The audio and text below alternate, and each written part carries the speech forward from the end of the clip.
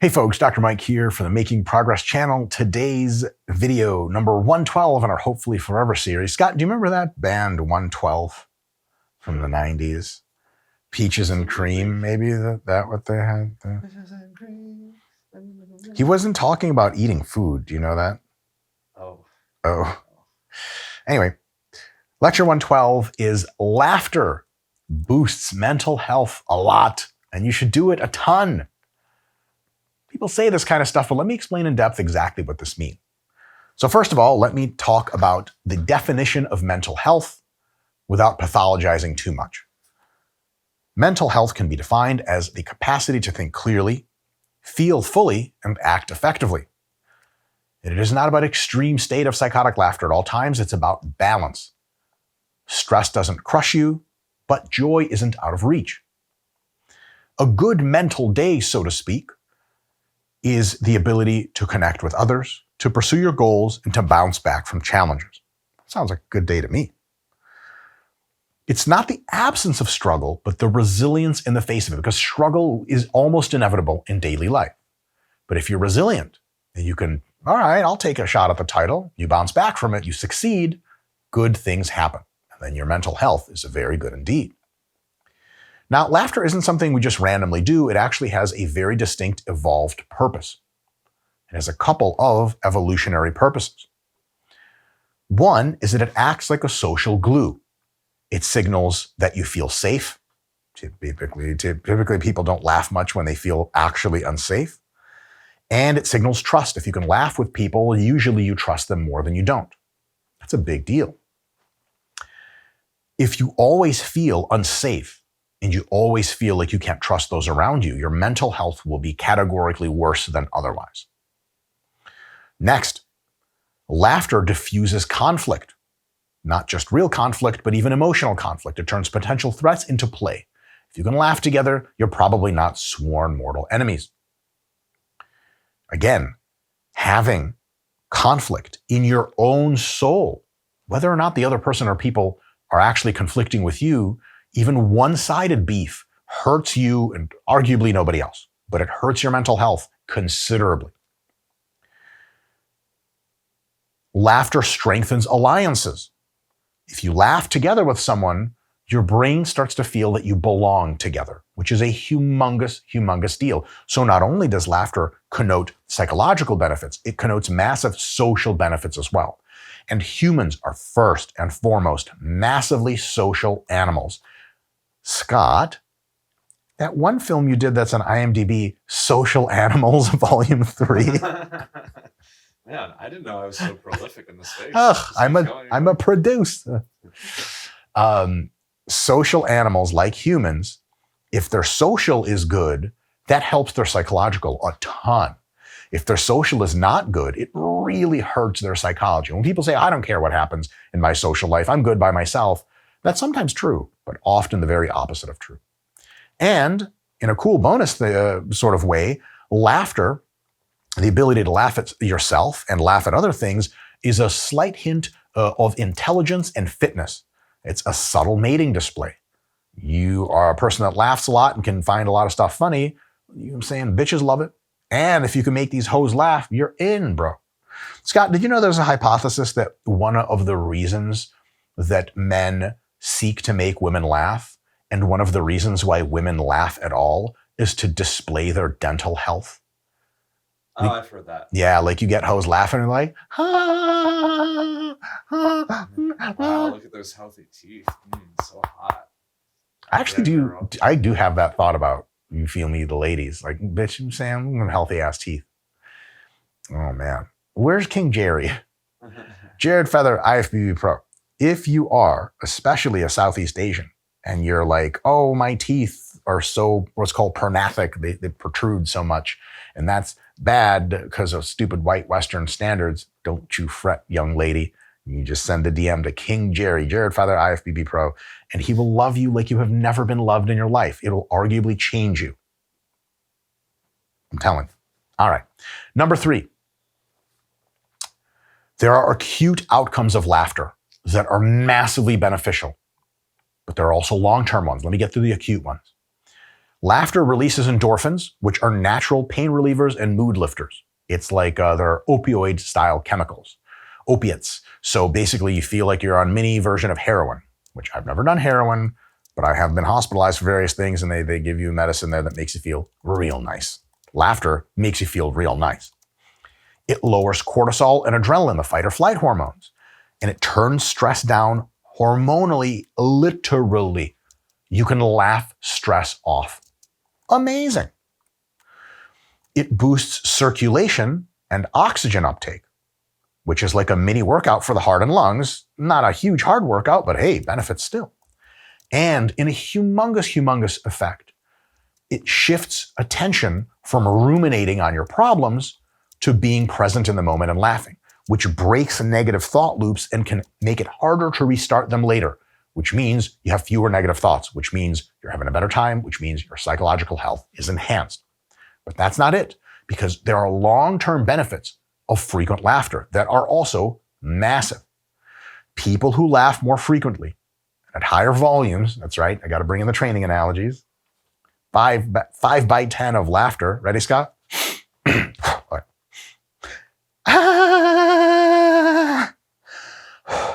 Ooh, a laughter Maya rep.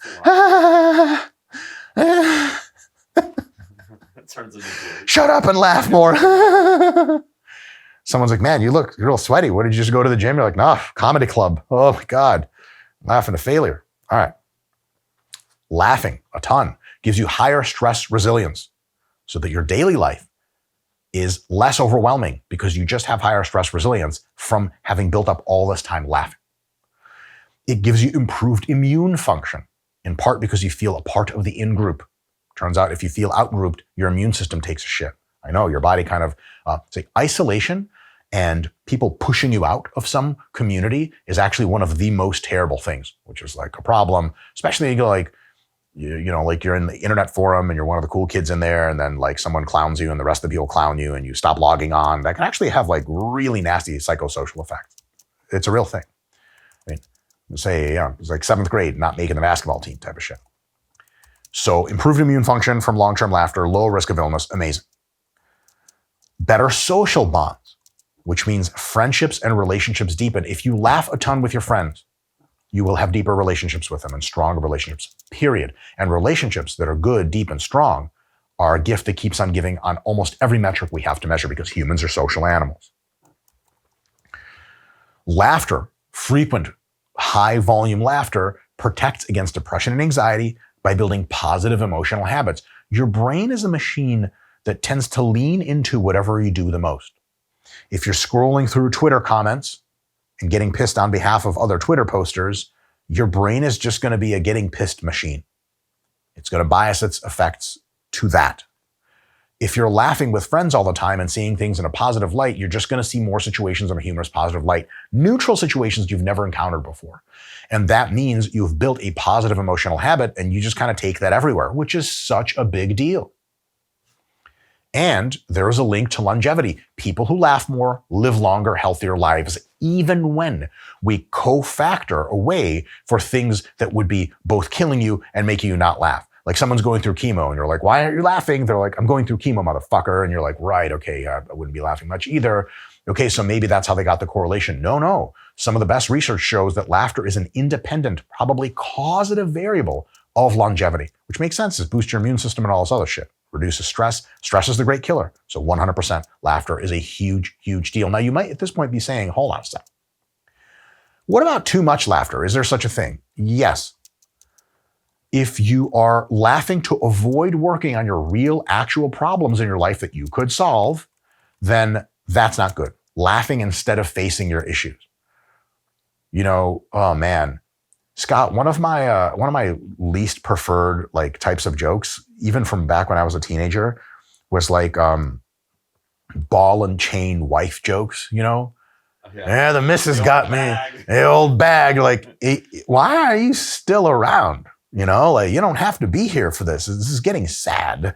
Like you're not dealing with it. The therapy exists. Divorce exists. Poisoning somebody and pretending you had no idea what happens exists. What? But seriously, like people who like joke about everything, like, oh, haven't paid my rent. You're like, Good. You don't have a place to live anymore if you keep this up. So avoidance laughter, not a good thing. The term for this apparently is clown mask coping, kind of humor as armor that hides the pain. You're not dealing with the pain, you're diffusing it through humor. Humor can be a big part of it, but also dealing with the issues, if they're real issues, is a good thing. And also laughter can kind of trivialize serious moments if mistimed. See Tucker Carlson's speech at Charlie Kirk's funeral. I'm kidding, sort of. It was weird. Maybe I didn't watch the thing. Maybe it was like people really appreciate it. I don't know. Shouldn't. It's a nasty dig. Shit like that. I do plenty of that, by the way. I'm not saying Tucker Carlson is a bad person. That's my life story. Someone's like, yeah, man, I lost my grandmother this past weekend.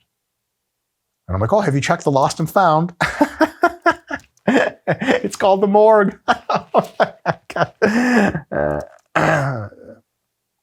Sorry about your grandma. Shit like that. It's really the only problem. Now, it's a huge problem in my life because I do it all the fucking time, but you probably don't, so you'll be okay. Otherwise, there's literally no such thing as a toxic dose of human laughter, with one exception. Scott, are you familiar with the Joker gas that the Joker from Batman spreads? And you laugh so much that you can't breathe anymore and then you die laughing? I mean, like, it's probably, I would say, the second best way to die. Sounds good. Yeah.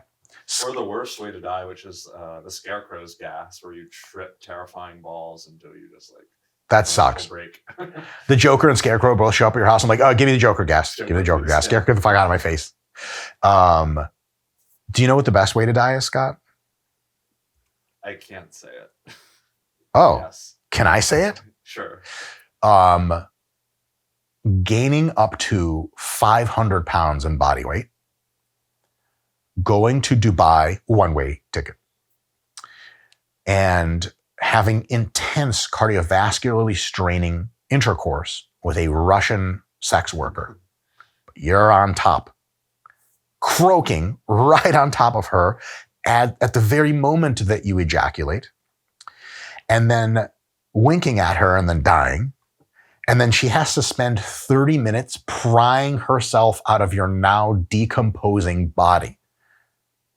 She's going to be fine, but she's going to have a hell of a fucking story to tell people later. It's the gift that keeps on giving. That's a joke, by the way. The kind of joke that can trivialize serious moments if mistimed. Anyway, no such thing as too much comedy unless it's just a kind of in the wrong place, wrong time. So humans evolved to laugh a lot, and most of us probably don't laugh enough. Now, what are the best sources of laughter? There are some options, and they're not all equal.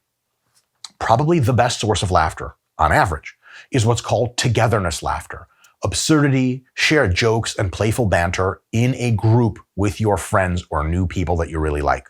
Leads to bonding and to joy. It's amazing. Scott, what beats hanging out with your friends and just dying on the floor laughing about inside jokes? It's tough to beat. It's just tough to beat. Anywhere cool in the world you want to be is probably you want to have your friends there laughing at shit with you. 100%. It's really tough to beat.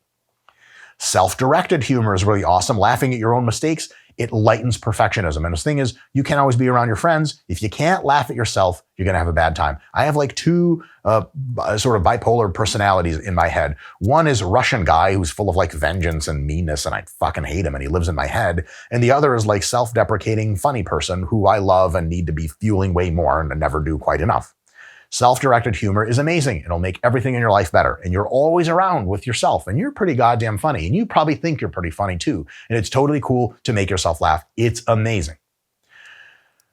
The best return on investment tends to be, for many people, absurdist, playful, either with yourself or collective, especially laughter. It builds, it doesn't break. There is a type of laughter that is mean-spirited humor.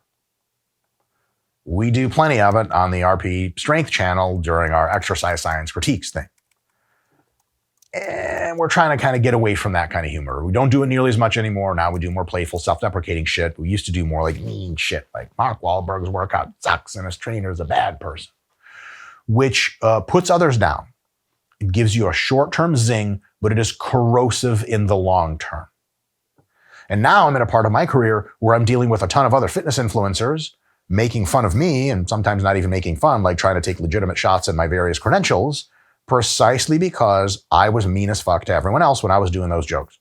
And I earned every single one of those absolute criticisms. So anytime I want to bitch about it, I'm like, yeah, my life is hard. People are making fun of me on the internet. Hey, Mike, why don't you look in a mirror, motherfucker? Fact. I earned it. I got it coming. Period.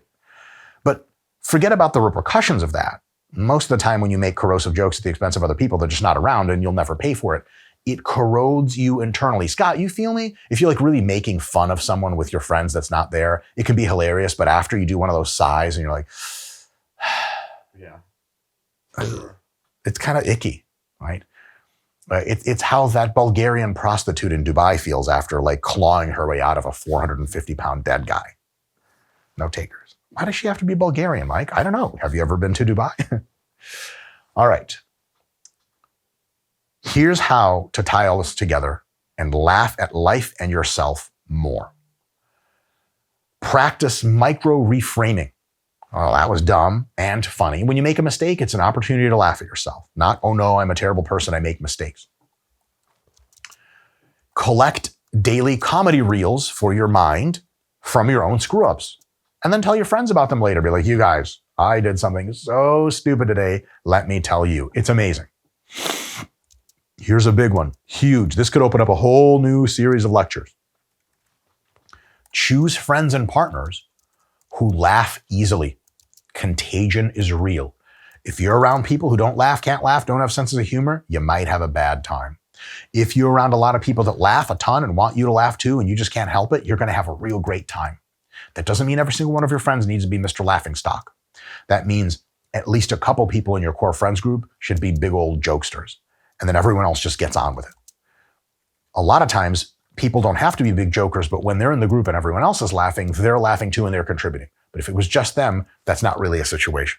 Scott, you ever have that where if you just hang out with like one of your friends, it's kind of like, oh, it's pretty dull. But when it's one friend and then like the joker friend, everyone's having an amazing time. Yeah, or just three in general, like seems to help because people start ripping and bouncing off each other. Yeah. So honestly, choosing to be around happy folks is actually one of the biggest unlocks. And there's a temptation to try to save your unhappy acquaintances and friends and bring them in. And sometimes that works and sometimes it doesn't. And at some point you have to decide, like, am I going to be around really fucking unhappy people and have that shit infect me or am I not? It's tough. It's real tough. Doing this all the time, laughing all the time builds your internal humor muscle. You can narrate your own thoughts in absurd voices and take an absurd perspective. Doing that more helps you do it more, helps you do it more, helps you do it more. So when tragedy strikes, you'll be way more resilient than if you always take everything seriously. I have a part of my brain that takes everything way too goddamn serious. Russian guy. And it's stupid and I wish that part went away. But I don't have to wish that it goes away. I just need to practice the lighthearted part, which I also do have somewhere. External comedy is totally fine and it can be great. TikTok reels, comedy shows, etc. But internal comedy makes life itself funnier and goes everywhere that you go. And if you want another tool that goes with you everywhere that you go, your own mind is that tool. And the way to take maximum control of your own headspace is to do mindfulness meditation. And it's super effective. And now I'm doing my Sam Harris narrator voice. God, I could hear Sam Harris in my head. I could listen to Sam Harris talk all day long. If I was a young, fecund woman, Scott, but I had a lot of money, what I would do is I would put Sam Harris into a chair, like a very comfortable chair in the corner of her very dark room, and he would have a cigar. And I would be in another chair at the corner of the room in lingerie, and I would have him sort of like this narrate how he feels about various topics and transition smoothly into the next sentence. And I would literally touch myself and have 50 trillion orgasms. But I'm not good enough to touch him or even look in his direction. Sam, if you ever see this, the jokes are weird, I know. Anyway, guys, it's been real. Waking Up app, link in the description, and I'll see you next time.